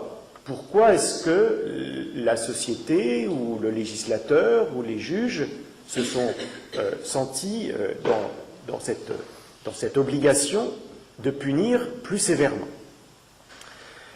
C'est évidemment des phénomènes complexes qu'on ne peut pas résumer en quelques mots, mais on peut tout de même souligner une double dimension. La première dimension est culturelle, la deuxième dimension est politique. Et les deux se combinent. Sur le plan culturel, on peut constater qu'il y a une diminution dans notre société, comme dans bien d'autres, de la tolérance à des infractions de plus en plus minimes. C'est-à-dire des choses qui auparavant ne relevaient pas nous paraissaient acceptables, eh bien, le sont devenus de moins en moins. Et donc ont été de plus en plus pénalisés.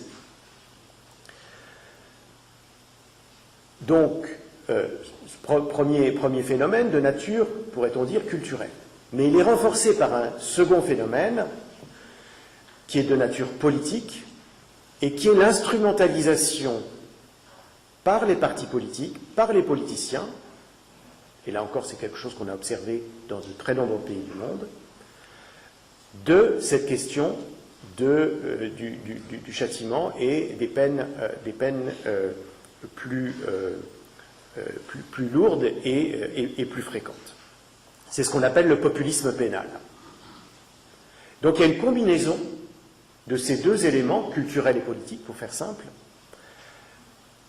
qui contribuent à cette évolution.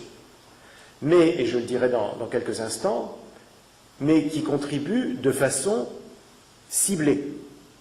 C'est-à-dire qu'on verra que ça n'est pas à l'ensemble de la population, ça n'est pas à l'ensemble des délits, ça n'est pas à l'ensemble des crimes que cette aggravation de la sanction va s'appliquer.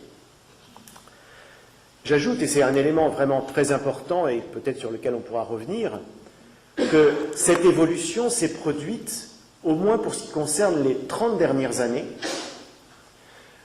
dans un contexte d'augmentation des inégalités sociales, d'augmentation des inégalités économiques, c'est-à-dire de la distribution des revenus et des patrimoines dans la société française.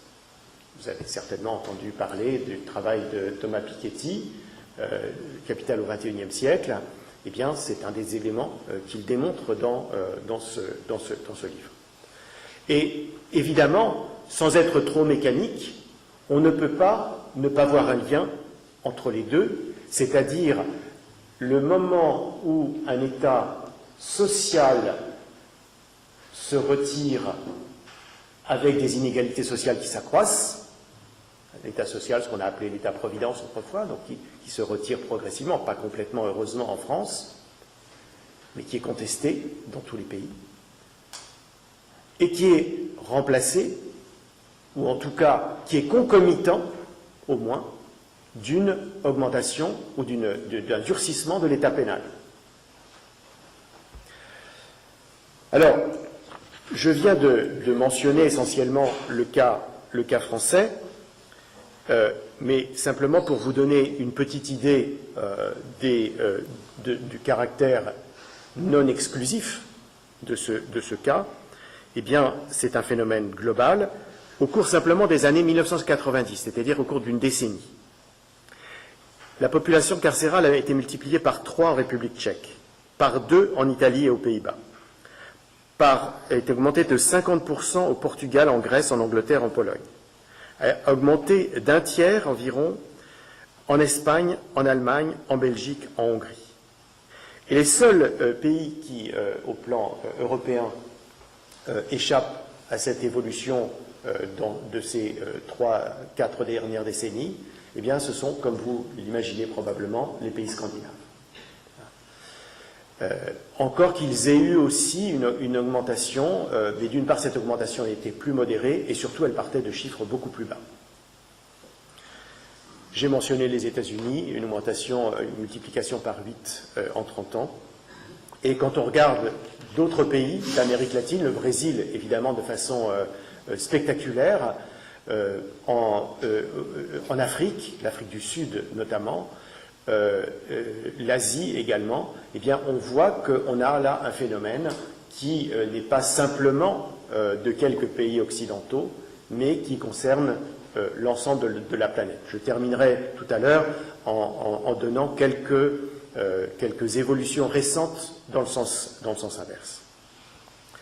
Alors, je dirais qu'il me semble que cette évolution, ce moment punitif, comme on peut l'appeler, mérite qu'on s'interroge, mérite qu'on réfléchisse, mérite que la société prenne à bras-le-corps cette question.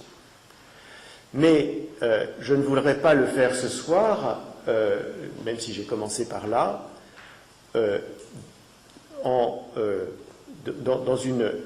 par une réflexion qui serait en quelque sorte précipitée, qui ne prendrait que cette évolution récente. Ce que je voudrais plus fondamentalement essayer de réfléchir avec vous ce soir, c'est de poser 3 questions qui sont des questions à valeur très générale, qui sont: qu'est-ce que punir? Pourquoi punit-on? Et qui punit-on? Autrement dit, ces 3 questions, qui sont les 3 questions fondamentales autour du châtiment, ce sont celles de la définition, des justifications et de la distribution sociale du châtiment. Commençons donc par la première. Qu'est-ce que punir? Il y a une définition qui est très classique, qui a été donnée dans les années 1950 par un grand philosophe et juriste anglais qui s'appelle Hart, H-A-R-T, et qui a son prénom c'est H-L-A, H-L-A Hart, et qui a donné cette définition qui a été reprise depuis lors par pratiquement tous les juristes et les philosophes qui travaillent sur la peine et le châtiment. Il dit: le châtiment, en anglais on dit punishment, le châtiment, c'est une douleur ou un équivalent qui est infligé, deuxième critère, qui est infligé à une personne qui est présumée avoir commis une infraction, et ce châtiment est administré par une institution qui est appropriée et légitime pour le faire. dans un cadre légal. Donc on a 3 critères, en fait il en donne 5 parce qu'il subdivise ceux que je viens de donner, mais on a 3 critères fondamentaux: la douleur ou l'équivalent, l'auteur de l'infraction pour une violation de la loi, et une institution légitime et légalement appropriée. Alors, est-ce que le châtiment correspond effectivement toujours à cela? Alors, je dirais que le cas auquel pense Hart dans sa définition, auquel pensent évidemment les philosophes et les juristes lorsqu'ils réfléchissent sur ces questions, c'est un cas typique qui existe bien sûr, qui est de quelqu'un qui a commis un délit ou un crime. Il est arrêté, il est présenté devant les juges, et les juges décident de lui administrer une peine. Bien sûr, il peut y avoir des cas, peut-être pas si fréquents quand même, où c'est une erreur judiciaire, mais en tout cas, on a là tout un processus, et donc on va mettre la personne en prison. Donc on retrouve les 3 critères que je vous ai donnés tout à l'heure. Mais ce que je voudrais que nous réfléchissions, ce sont toutes les situations bien plus banales, au cours desquelles des personnes sont punies, sans que ces critères ne soient réunis, c'est-à-dire en particulier sans qu'elles ne soient de toute évidence coupables de quoi que ce soit, et sans que cette punition soit administrée par une institution appropriée légalement. Je vais vous donner un bref extrait. Je vais vous lire un bref extrait pour le montrer. C'est bien sûr du travail que j'ai conduit, celui-ci avec la police. Une fin d'après-midi, un résident d'une petite cité de la banlieue parisienne appelle la police pour signaler la présence d'un quad dans le parc voisin. Une patrouille est dépêchée sur place et à leur arrivée, les agents tentent d'intercepter le véhicule. En essayant de leur échapper, le conducteur tombe sans toutefois se blesser. Alors que les policiers qui l'ont rejoint s'apprêtent à le maîtriser, il se voit entouré de plusieurs jeunes qui protestent agressivement contre l'arrestation de leur ami. Se sentant en danger, ils battent en retraite et appellent des renforts. Quelques minutes plus tard, une demi-douzaine de véhicules de police est sur les lieux, une quinzaine de gardiens de la paix en civil ou en uniforme en sortent et se précipitent vers le groupe d'immeubles, bousculant des couples et des enfants en train de profiter paisiblement de cette soirée printanière. Une femme qui s'interpose pour protéger son fils est interpellée sans ménagement. Un garçon de 9 ans qui a répondu à un policier se voit menacé d'un flashball près de la tempe. Plusieurs jeunes qui se trouvent dans les espaces publics et n'ont pu s'enfuir à temps sont arrêtés. Affirmant connaître le meneur de l'altercation initiale, des agents se ruent dans l'une des cages d'escalier et enfoncent la porte de l'appartement où résident ses parents. Dans la confusion qui s'ensuit, il renverse sa sœur, qui est malencontreusement sortie de sa chambre en entendant le tumulte. Finalement, le suspect est immobilisé, menotté, conduit au commissariat, où l'on découvre qu'il est aveugle, ce qui rend sa culpabilité dans l'incident qui a déclenché la riposte policière peu vraisemblable. Il est donc relâché. De la douzaine d'habitants qui ont été interpellés, 5, dont la mère qui s'était insurgée, et 4, qui sont les 4 blessés par l'intervention policière, sont maintenus en garde à vue en attendant d'être déférés au parquet pour outrage et rébellion contre agents dépositaires de l'autorité publique, tandis que les autres sont libérés tard dans la nuit. Faute de transport en commun, ils rentrent à pied chez eux. À l'hôpital où la sœur du suspect a été conduite, les médecins diagnostiquent une fracture du bras et des lésions cervicales. Donc on a là un épisode qui est tout à fait banal d'intervention policière et dont on sait que dans certains cas, lorsqu'elle se passe plus mal que ce que je viens de décrire là, eh bien, ça peut conduire à la mort de personnes et à des émeutes comme celles qu'on a eues en 2005 ou en 2007, par exemple.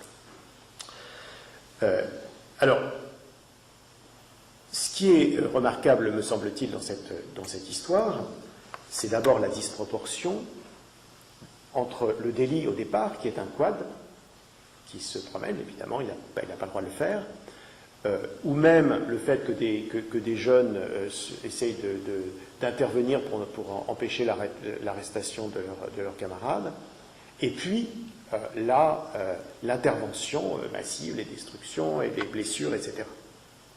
Mais c'est pas simplement la disproportion, c'est aussi l'injustice. Parce qu'on voit bien que les gens ont été pris là au hasard, en particulier les jeunes, et que beaucoup de ces personnes qui étaient en train dans leur petite cité, qui étaient en train de profiter d'une fin de journée, eh bien, se trouvent pris dans cette aventure.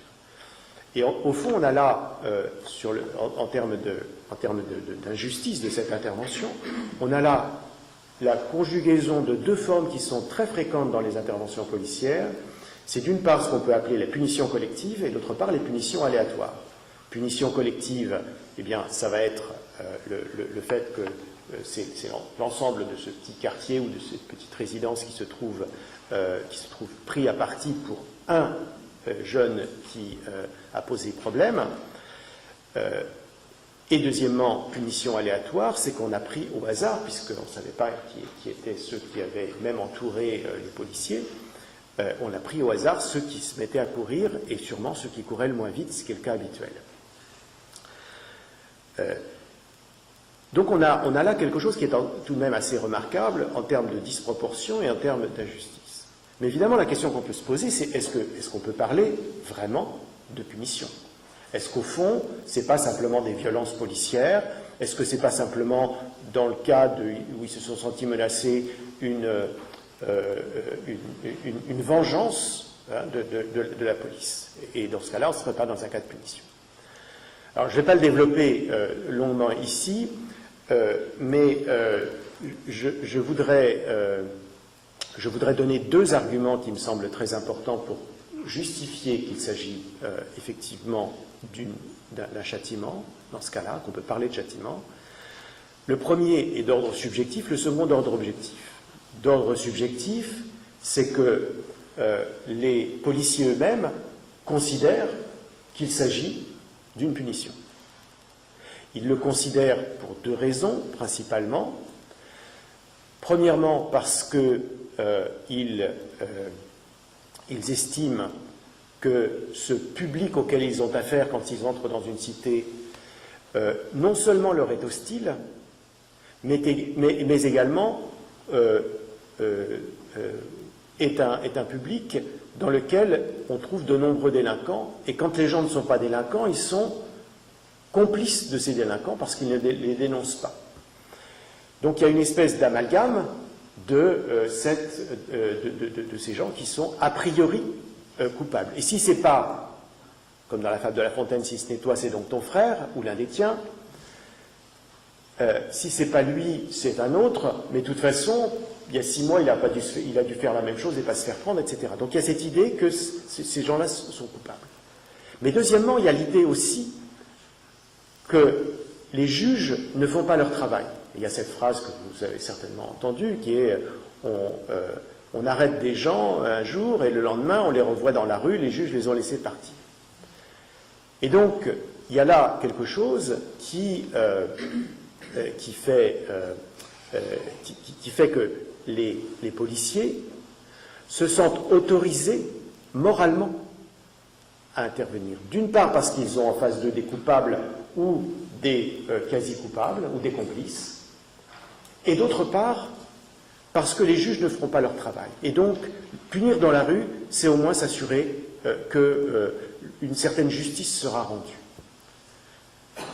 Deuxième élément, j'ai dit le subjectif et l'objectif. Deuxième élément, l'objectif, ça n'est pas simplement des policiers individuellement qui sont impliqués, c'est leur institution qui prend en charge de cette façon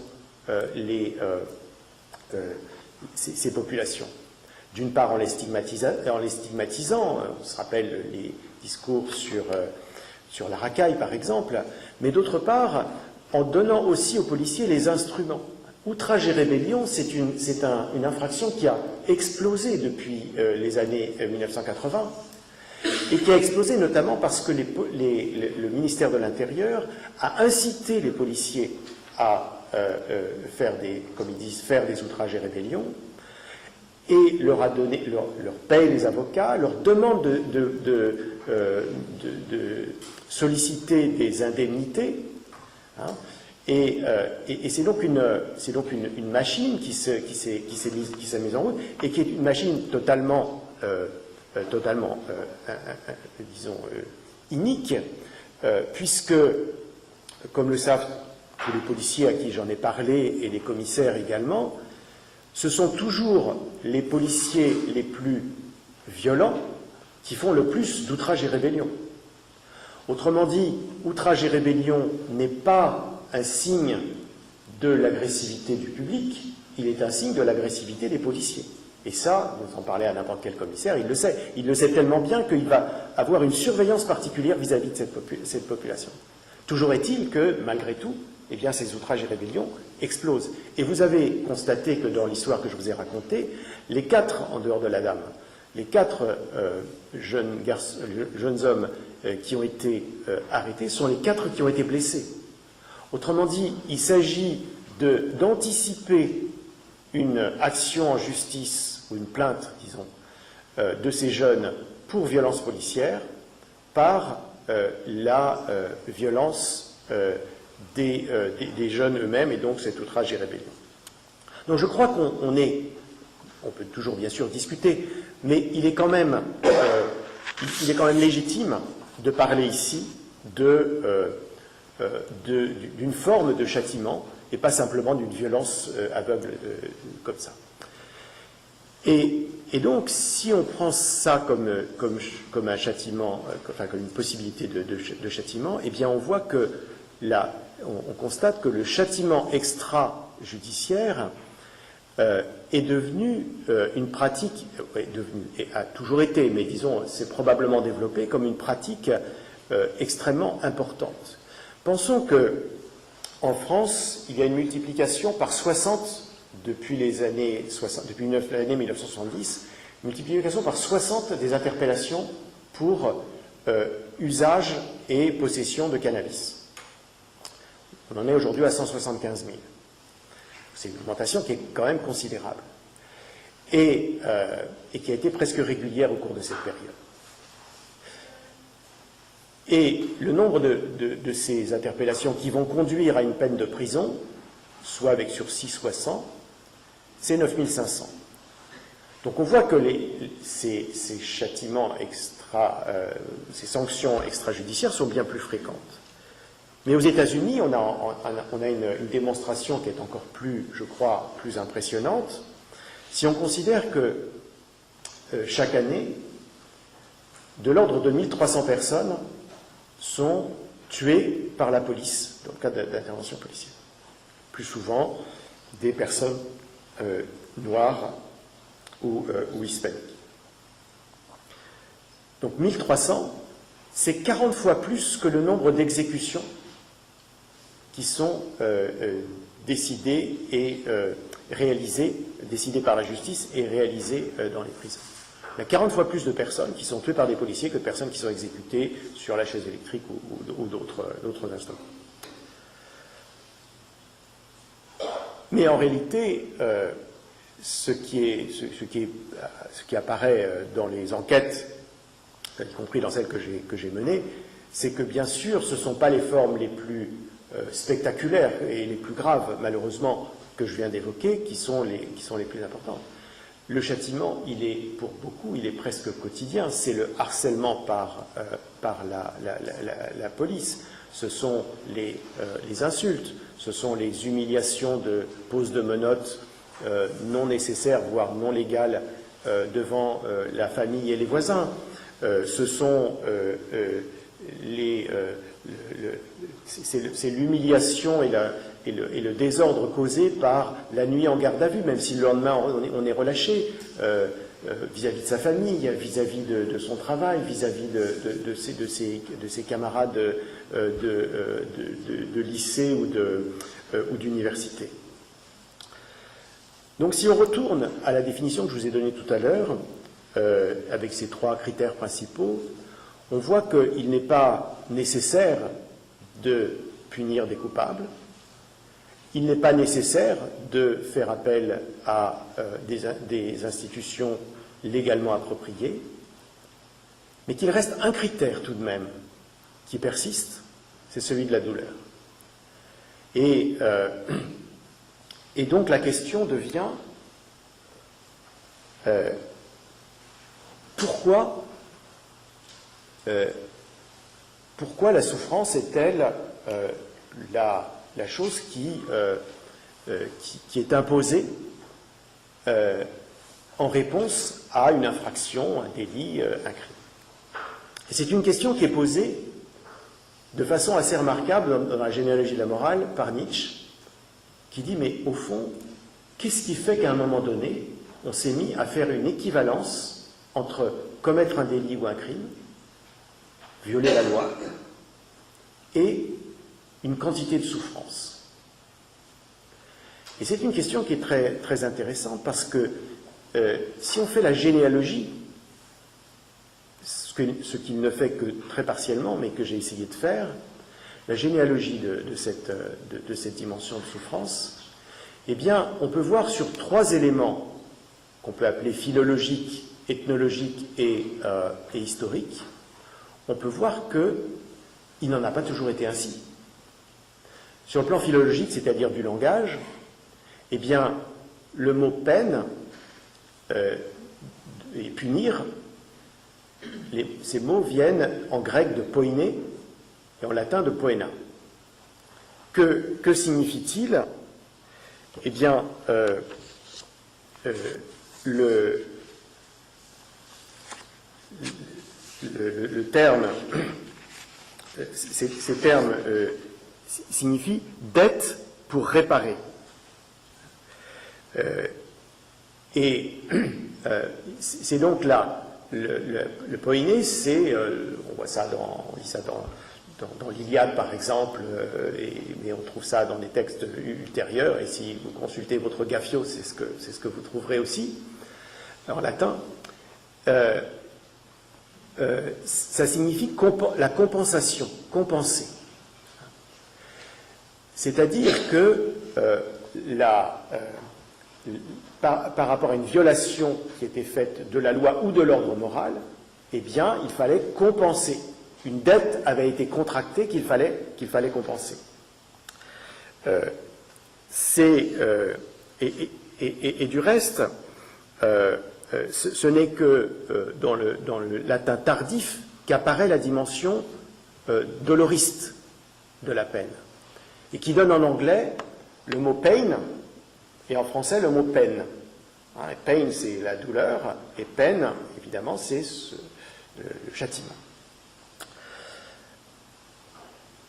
Sur le plan ethnographique, il y a des études qui ont été faites sur des sociétés précoloniales, et qui montrent assez nombreuses études, qui montrent que dans les sociétés très diverses, par exemple en Papouasie-Nouvelle-Guinée, mais dans d'autres sociétés également,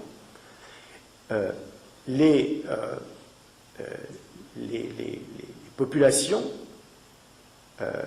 ces groupes précoloniaux, géraient les questions d'infraction, de violation à la loi, sur le mode de la compensation. C'est-à-dire que quelqu'un avait volé, ou quelqu'un avait tué, eh bien il fallait compenser, la famille devait compenser vis-à-vis de l'autre famille, ou le clan vis-à-vis de l'autre clan.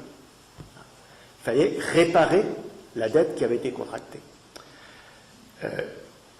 Et du reste, c'est au moment de la colonisation que sont intervenus, et on a plusieurs aussi observations, qu'est intervenue une transformation avec l'instauration de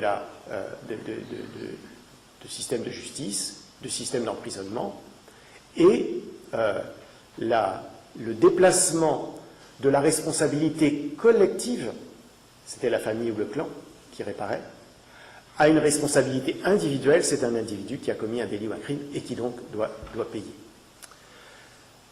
Troisième élément, j'ai dit philologique, ethnologique et historique. Troisième élément historique, eh bien, on a des travaux également historiques sur l'époque romaine, mais aussi dans l'Angleterre anglo-saxonne, c'est-à-dire l'Angleterre médiévale, eh bien, on voit qu'il y avait des systèmes pour réparer la mort de quelqu'un, et on réparait en fonction de l'importance de cette personne. Plus elle était d'un haut rang, et plus il fallait payer pour la famille pour rembourser, pour compenser la dette. Et donc la question qu'on peut se poser, c'est qu'est-ce qui s'est passé, qui a fait qu'on ait évolué d'un système de dette et de compensation à un système de faire souffrir. Et en fait, ce qui s'est passé, c'est, Michel Foucault l'a étudié notamment, c'est dans le courant du Moyen-Âge, vers la fin du Moyen-Âge, le déplacement du droit germanique, qui était un droit de la dette et de la compensation, vers le droit romain, qui, lui, dans le cadre en particulier de l'influence croissante de l'Église, a fait de l'infraction une faute, et donc a attribué cette faute à un individu qui est devenu responsable, que ce soit sous la modalité du péché ou sous la modalité simplement plus générale de la faute. On pourrait donc dire qu'en résumant, et je suis désolé de le faire de façon aussi rapide et grossière, parce qu'on parle de différentes sociétés, de 2 millénaires ou plus, mais on pourrait dire qu'on est passé d'une économie morale de la dette, où il s'agissait de compenser, à une économie morale de la souffrance, où il s'agit d'infliger une douleur à la personne. Mais infliger une douleur, ça ne va pas de soi, et donc ça pose la question de pourquoi on le fait. Comment est-ce qu'on va justifier de châtier de cette façon en faisant souffrir quelqu'un? Comment la société peut-elle justifier à elle-même cette souffrance? Eh bien, donc c'est le point sur la justification, j'irai plus vite. Il y a deux théories. Deux grandes théories qui sont développées au XVIIIe siècle, ce qu'on appelle l'utilitarisme, et d'un anglicisme qui n'est peut-être pas très joli, mais le rétributivisme. L'utilitarisme, c'est une théorie qui a été développée, qui ne concerne pas simplement la peine, bien sûr, qui a été développée par Jeremy Bentham, et qui considère qu'on juge une action, la moralité d'une action, en fonction de l'augmentation ou la diminution du bonheur dans la société. Alors ça paraît comme ça très, très général et très vague, mais si on prend le cas du châtiment, eh bien, un châtiment, du point de vue de Bentham, est justifié dès lors qu'il produit une diminution de la délinquance et de la criminalité. S'il a cet effet, alors il est justifié. Comment est-ce qu'il le fait? Eh bien, il le fait de trois façons. D'une part, en neutralisant la personne. La neutralisation radicale, c'est de la tuer. Neutralisation un peu moins radicale, c'est de la mettre en prison. Et pendant le temps où la personne est en prison, commettre plus de délits ou de crimes. Deuxième modalité dans la théorie utilitariste, c'est la dissuasion. Dissuasion à la fois pour l'individu, mais dissuasion, il ne recommencera pas, récidivera pas, parce qu'il a été puni, il a pris la leçon. Et puis dissuasion dans la société plus généralement, c'est la peur de se faire punir soi-même, donc on ne commet pas quelque chose parce qu'on sait quelle en sera la conséquence. Et puis, troisième modalité de l'utilitarisme, c'est la réhabilitation. On va rendre les gens meilleurs, on va leur faire comprendre que ce qu'ils ont fait était mal, et donc ils seront amenés à ne plus le faire à nouveau. Donc, le châtiment, dans la perspective de Bentham, eh bien, ou utilitariste, eh bien, c'est cette version qui va faire diminuer, espère-t-on, le crime et la délinquance. Et c'est la seule justification du châtiment. En face de ça, et en réaction même à ça, on a la théorie rétributiviste, qui est celle de Kant, d'Emmanuel Kant, qui dit on ne peut pas justifier un châtiment, une peine, par les seules conséquences qu'elle aura sur la société. On ne peut le faire qu'au regard de ce qui a été commis. Donc la seule justification, c'est de punir un acte qui mérite d'être puni. Autrement dit, du point de vue de l'utilitariste, on regarde vers le futur, quelles seront les conséquences. Du point de vue du rétributiviste, on regarde vers le passé. Si quelque chose a été commis, quelles que soient les conséquences, il faut punir. Comment punir? Eh bien, Kant ne fait pas n'hésite pas, c'est le principe de la loi du talion, œil pour œil, dent pour dent. Celui qui a tué, notamment, il le dit clairement, doit être tué.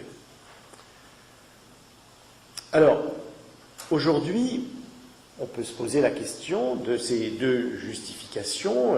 Est-ce que une peine comme celle de la prison, par exemple, se justifie sous cette double dimension que je viens d'évoquer? L'une ou l'autre. Est-ce qu'aujourd'hui nos sociétés sont utilitaristes ou est-ce qu'elles sont rétributivistes? D'un point de vue utilitariste, il faut reconnaître qu'on a quand même peu d'arguments en faveur de la prison, et notamment pour ce qui est des courtes peines. Pour les courtes peines, évidemment, la neutralisation est très modeste, puisque c'est quelqu'un qui ressort au bout de 6 mois, on l'a neutralisé pendant 6 mois, c'est pas extraordinaire. Du point de vue de la dissuasion, on sait que les récidives, en particulier pour les courtes peines, moins de 2 ans, les récidives sont plus fréquentes que lorsque des peines alternatives sont administrées.